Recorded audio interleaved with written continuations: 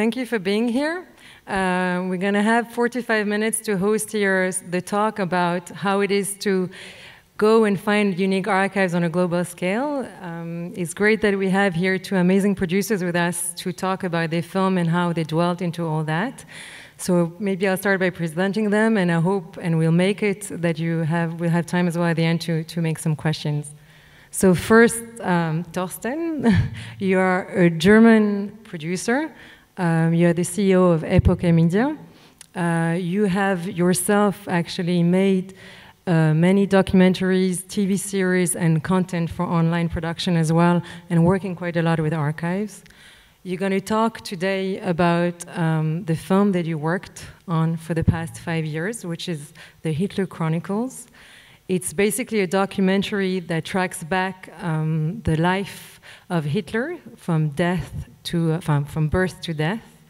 And it has as well a very unique contemporary interpretation to it. So the documentary film is 7 hours. It's going to be released soon.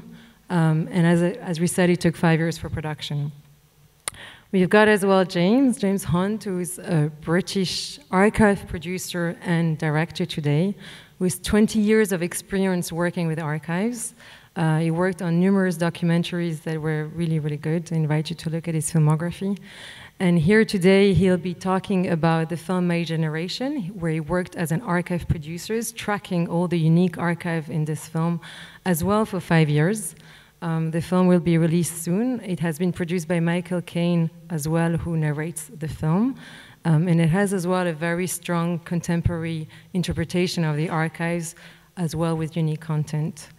Those are the hosts. I'll say maybe just a few words of myself so you know who's behind the microphone. I'm Melanie. I'm the co-founder of Archive Valley, which is an online platform that really helps filmmakers and producers on 2 levels. First, to access archive sources across the world and connect directly with the experts in those archive sources, and as well connect them with the archive researcher community in more than 70 countries. So really helping filmmakers to connect with those archive research in local countries and go deep and deep in their research of archives.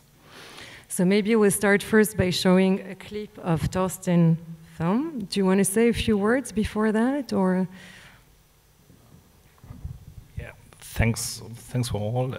Just for TV, there are 13-hour episodes, and what you mentioned, the 7 hours, is the festival release in cinemas, which worked very well, was the 7.5 hours. And of course, the first question I got always is, why another Hitler biopic? So we have seen all. The first clip will show you why we did that, because we tried to rely mostly on amateur footage. In nowadays, we would say grassroots footage from smartphone videos a little bit. So you see that's the connection to the future. And we try to avoid it more or less all these newsreel stuff which you have seen 100 times. So you know why Mr. Hamstengel had to emigrate, because he tried to force Hitler dancing. But what you have seen here and how the film is made is you see just one small single frame of Eva Braun material. Hitler is dancing on the terrace on Obersalzberg in color. And it's combined with amateur footage in the beginning with dancing people in Westerland Sylt, which is a famous resort in Germany. And then an amateur footage source we found some years ago showing Hitler attending a wedding. And you see how uncomfortable he feels there. So it just gives you a total different approach as you get in the newsreels and the public material, and so you get another impression of them, and that was what we tried to establish with that film. So in terms, I mean, as you explained at the beginning, I think what is very different about that film is like you were really tracking here for a long time very unique content. So it will be interesting for us maybe if you can share a bit that journey, where did it take you to? What was the lens of it, and what as well, why was it so important to have this unique content in this film? And what is for you, to a certain extent, what makes an archive unique? There are different angles in it. First of all is if you try historical content, and James will say the same, it's a question of money, of course. And so most of the producers going to the well-known archives with public domain material, and you got always the same material for free or just for technical cost. So if you try to get other things, it's costly. It's costly in research. It's costly in time. It's costly in copying and scanning the material and even in watching it. And so I think that's the main task we had in this 5 years. And so it's more or less back the historical of 20 years, which I have in this profession, and the director as well, knowing where we can find. The second aspect is that you have to have in mind that the German soldiers were allowed to take the cameras with them into war. And Germany at that time was very forward in filming, so it was a middle-class hobby. It's not just a upper-class hobby, it was a middle-class hobby. So we have a lot of cameras even at the concentration camps sometimes, but in war and everywhere. And when I started making films in the 90s, I thought there is everything told about Hitler, so you can't do anything new. But what came up is that the people who shot in the war and in the concentration camp was ashamed of that material, of course. They put it in the attic. Their children know still there is something wrong with that material, so please hide it. And now we have the third and the fourth generation, and they don't care about. So there are coming up a lot of amateur videos in Germany, and the question is how you can get them. So, and we have connections and sources where we can get them. So there is still coming up material you never thought about, and that's very interesting and give you a total other aspect and angle to tell a story. How, those materials today are still held by the families, most of them, or do you find them as well? They were handled to municipalities or institutions? Or? Mostly by families, and then there are 2 or 3 archives we know selling and collecting them, and we are in an exchange with them. And so and sometimes I get a call from myself or the director, are you interested in? And then we collect that. And for that film, you worked, I mean, with how many countries? Because you have hundreds of archival material that you found. I think we're talking about 120 different sources. Absolutely, in this film. Yeah. How was it to find those sources? To which countries did you work with, and how difficult was it in terms of? We traveled more or less everywhere, so New Zealand, to Australia, Canada, America, Great Britain, of course, France. So yeah, it's traveling and watching. And just to give you an anecdote, there is material of, there is a British Union fascist in the 1930s in Great Britain, well known, and there is material available of a protest march in Manchester. And I think most of my colleagues know the source, and they use it in black and white. We use it for ourselves in black and white. When I just watched the source again 2 months ago, I saw if you screen it a little bit more, after this, there is the same source in color. So I never have seen that before. So it's sometimes the effort you have to make to see another hour or another 2 hours of material, which is sometimes very boring. And you can't do that with fast forwarding. You have to do it frame by frame sometimes. But it's, yeah, that's what we did. Okay.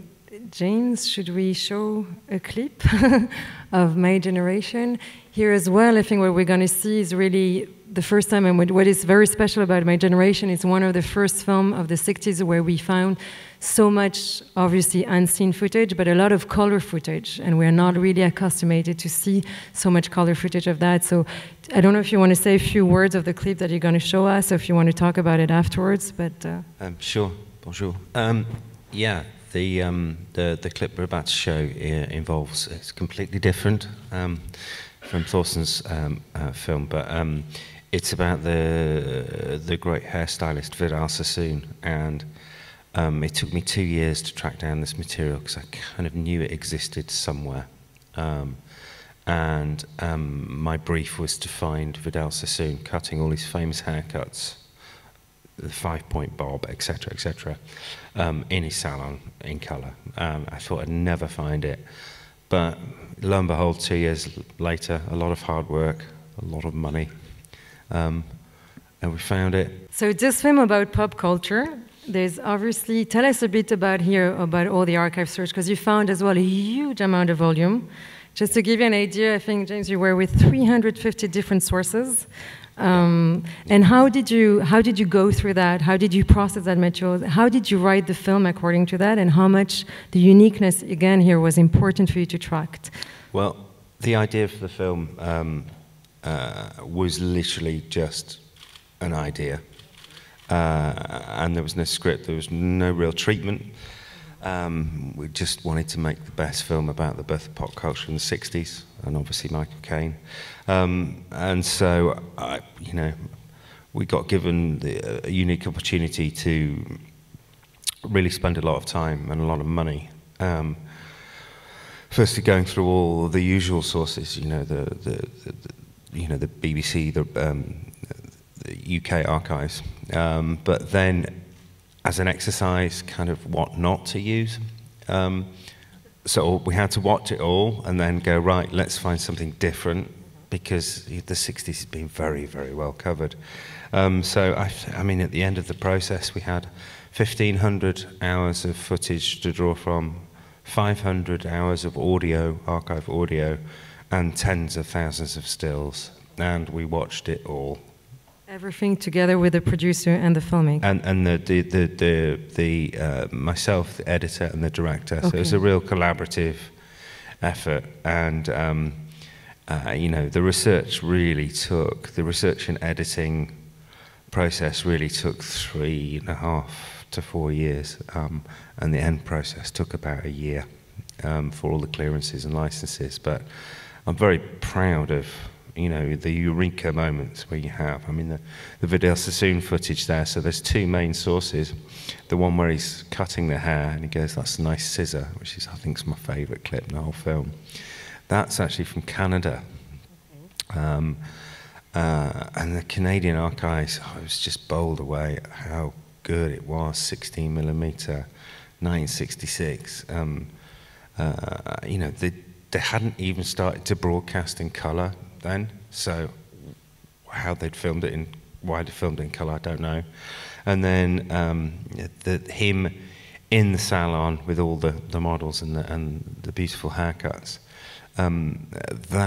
That's from a film called Dolly Story, which is literally, it never was shown in the first place. It was a very famous, a famous Academy Award-winning director's first film, and he was kind of embarrassed about it, and I thought no one would ever be interested. And when we found it, I just was like, wow, it's just brilliant, absolutely brilliant. And were you very resilient in terms of, you had to track people how did you find all that? By talking with people? Because it's a lot of amateur footage that you end up using at the end. Yeah, a lot of amateur. I mean, it comes from all over the place, really. I mean, there's some clips, sometimes it's in plain sight. As Thorsten said, you look at something which is very familiar, but then you maybe look at the end of the program, which is nothing to do with your subject you're looking at, but that's why you have to look at it properly. And if you look at it in depth, you actually notice something completely different. So, that's why it took so long. And each edit in the film means something. It's not just cobbled together. It's the editing. Ben Hilton is just sublime. And each edit, you can really see, if you pay attention, every single edit means something. It goes into something. A sequence is a proper sequence, like a feature film. Okay, wow. It's Thorsten, to go back a bit to you, in terms of so you're working on Hitler, which is the Second World War.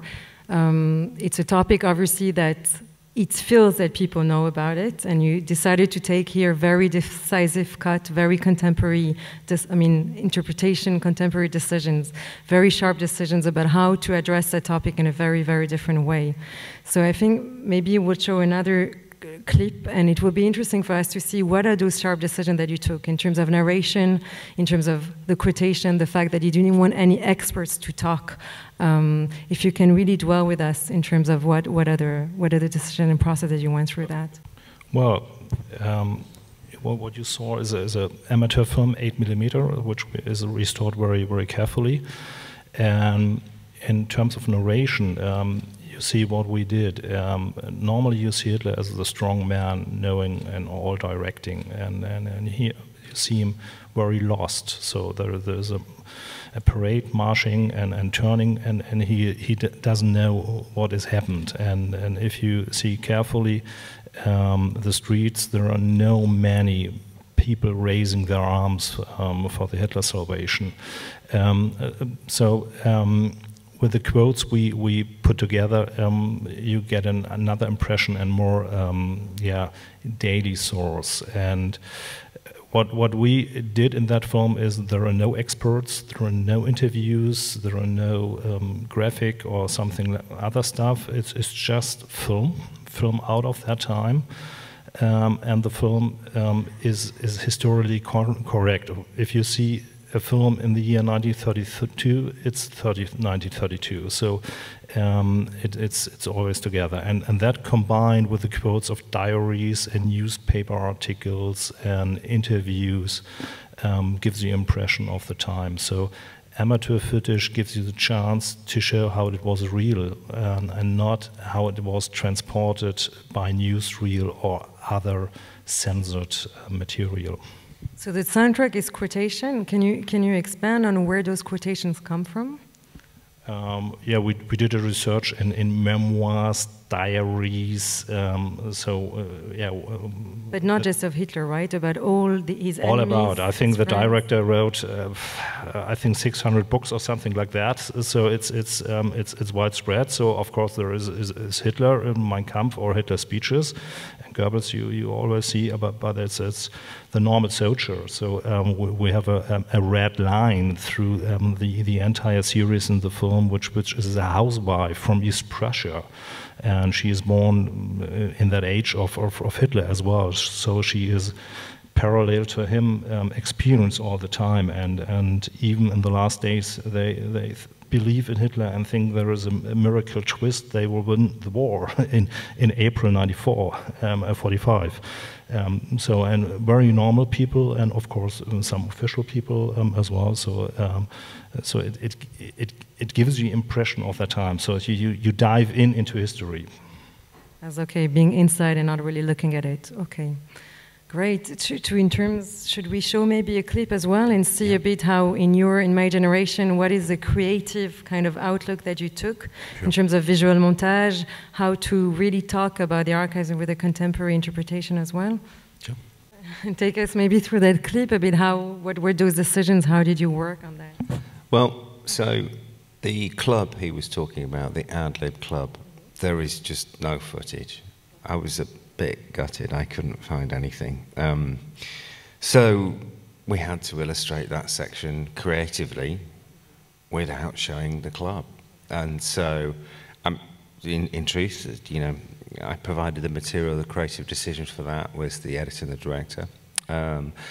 But so the montage we did, it's all real footage. It's not, you feel there, it's not staged kind of newsreel stuff of this is a nightclub, look how swinging and lovely they are. It's real stuff, and you can see the passion, you can see the sweat, and you can see the proper dancing, and you can see some people quite clearly on drugs as well.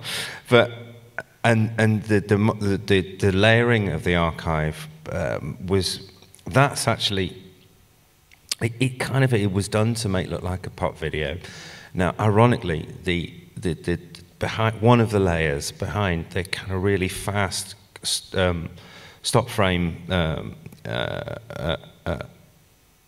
of blurry effects of London Piccadilly, that we didn't do anything with that. That's how it looks in real life, and that was shot by Peter Whitehead, who ironically made the first ever music video for the Rolling Stones.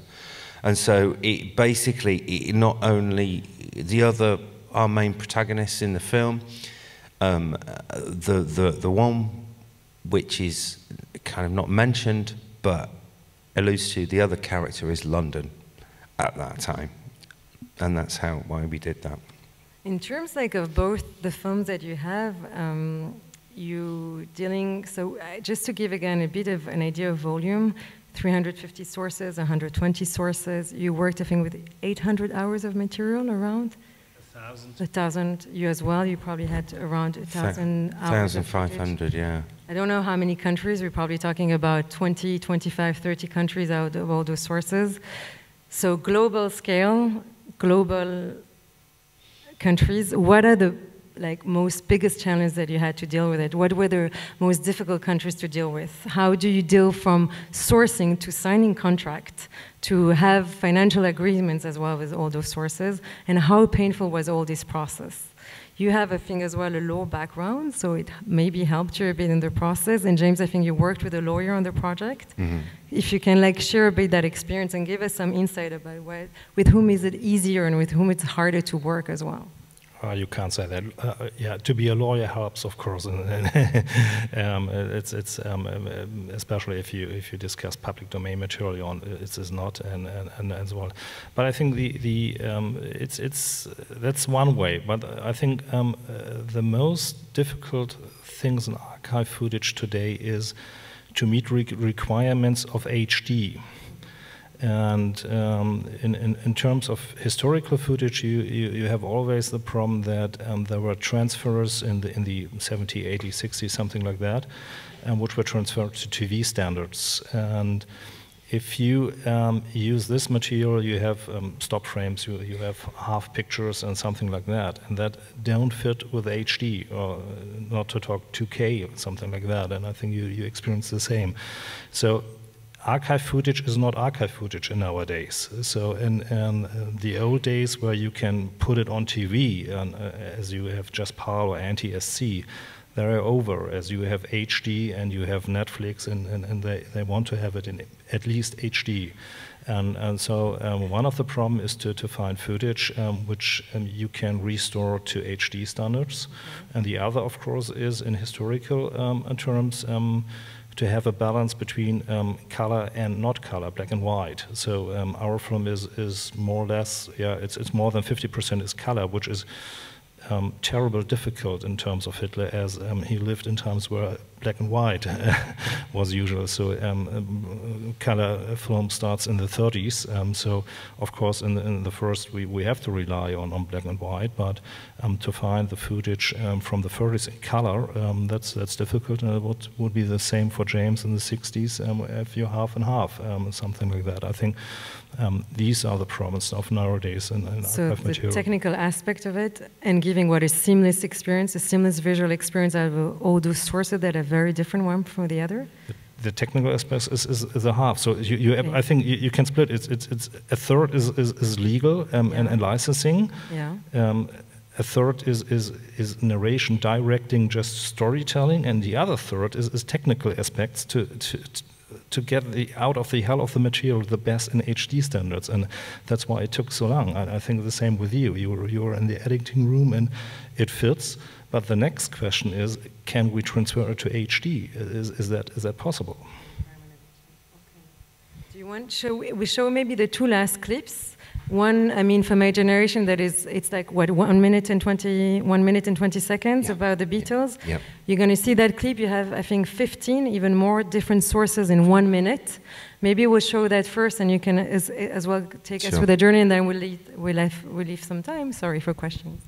That piece of footage is very, very well known. I mean, it's the first piece of footage the Beatles performing in the Cavern Club. And that particular sequence has over 15 copyrights. Although you're not paying attention, you probably think it's one. The editor very cleverly made the sequence. Apple Corps, who obviously is the kind of Beatles as such, they didn't own the footage. ITV owned the footage. ITV own the master recording to the song. The Beatles are not singing their own material. It's someone else's song, so the publishing doesn't exist for the Beatles, but we still had to get the permission from the Beatles.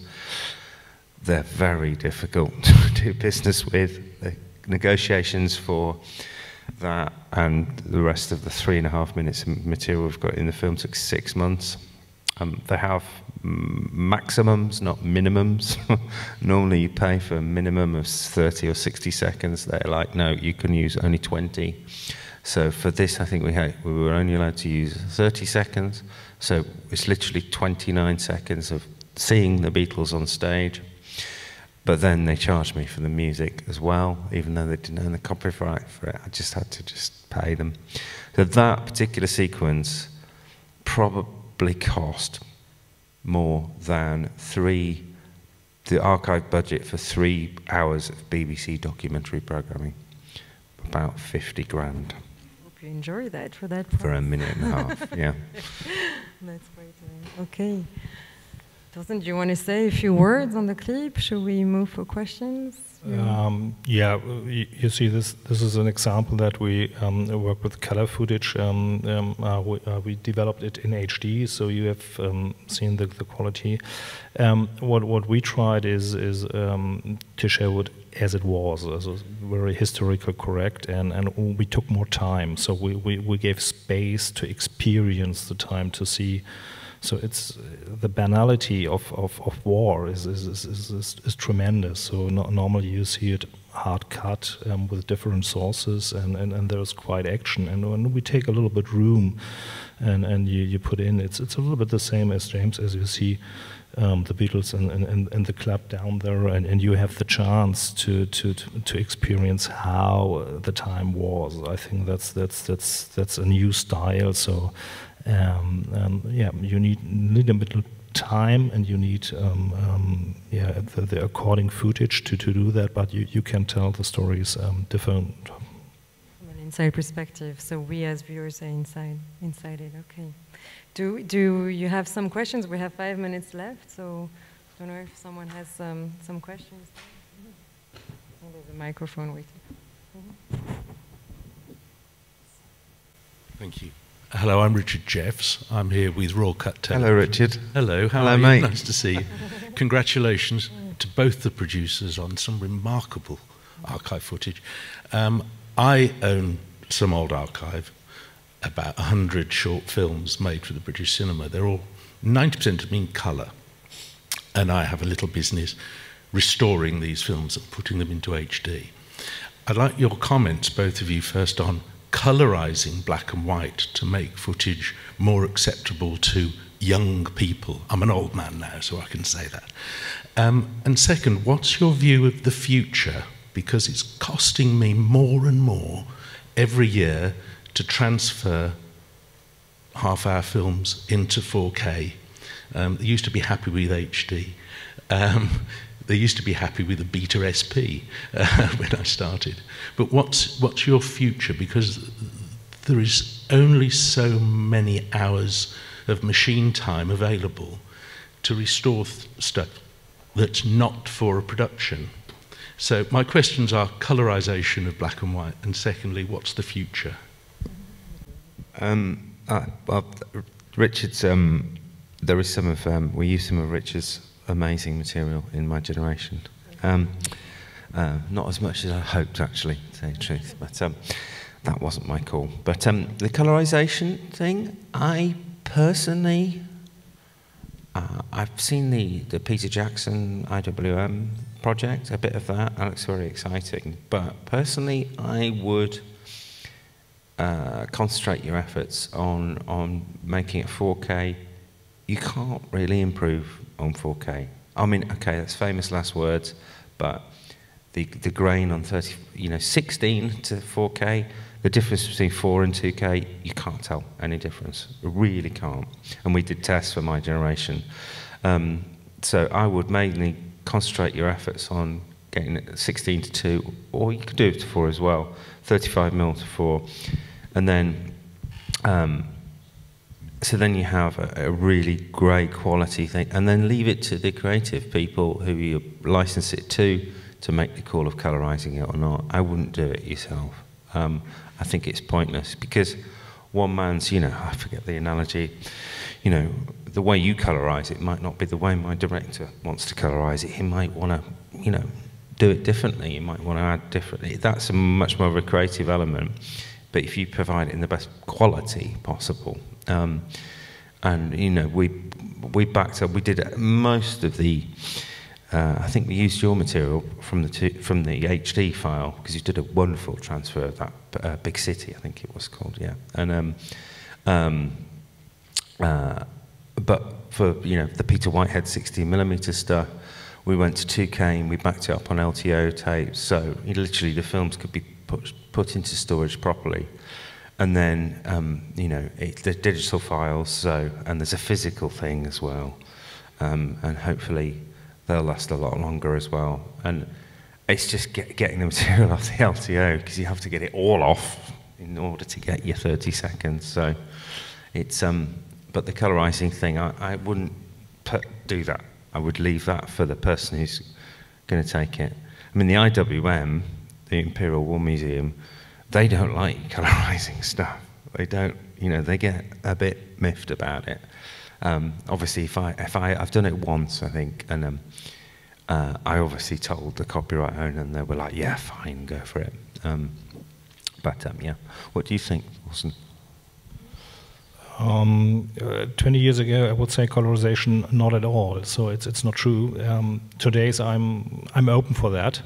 I think the experience is if even with the younger audience is if you see something in color, it's more actual. It's touching more than black and white. Black and white is always a distance, and color is a nearer thing. So it's just a question of costs, and the second is. How did it work? Does it work with HD? Colorization in HD is different than in not HD, so there's a problem. And coming back to your question, the cost of scanning and transferring is there is an end. So because a 60mm is in HD is fine in 2K, but there is no improvement, as you said, in 4K. Yeah. So I think it's the last stage for the historical footage. To transfer these sources into HD, and that's it. Everything what's coming after that would be on digital processors, so that they scale it up or something like that. But it's no. So I think that's the last battle we fight here. But there was another question over there. Take the mic for you.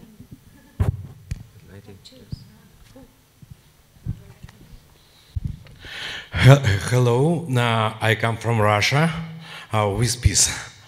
I make, sorry for my English, I make a documentary series for peaceful relationship between Russia and USA.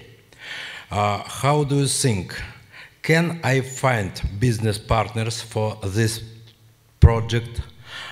Can I make peaceful relationship by this project? And is it interesting for you, for example? And all people need peace, of course. Any countries, France, Germany, British, Russia, USA. And how do you think about this? I'm a producer, not a distributor, so it's quite hard to answer to that. The main effort I had with Hitler is a German brand, like Volkswagen, to be honest. So it's one of our successful brands in media terms. It's easier to sell a Hitler documentary than a peace documentary, I would say. So good luck for that. I think we're over time. Sorry, James, you want to say quickly? No, it's fine. Thank you very much to have been with us. Thank you for having been you as well.